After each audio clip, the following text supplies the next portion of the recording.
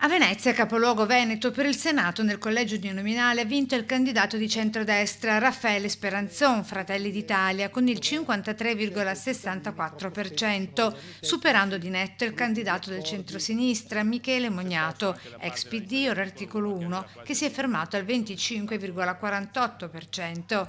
Considerando solo il comune di Venezia, il vincitore ha preso il 42,43%.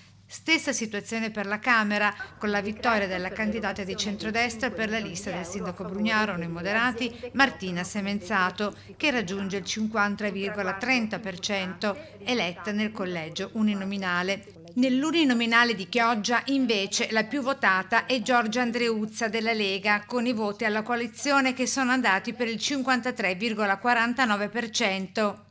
Marginali i risultati del terzo polo, cioè Azione Italia Viva di Gabriele Galeazzo al 7,4% e Movimento 5 Stelle con Sara Giaggio ferma al 7,14%.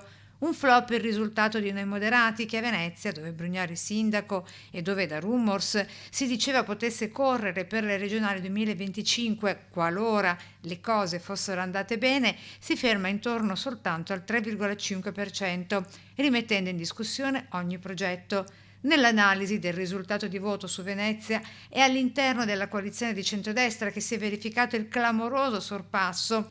Fratelli d'Italia, con il 30,79% dei voti, ha infatti letteralmente doppiato la Lega, ferma al 13,79%. Forza Italia ha raggiunto il 6,63%, mentre Noi Moderati appunto ha staccato un discreto 2,72%. Il primo partito a Venezia è Fratelli d'Italia. Il PD si è fermato al 18,17%, risultando comunque il secondo partito in città.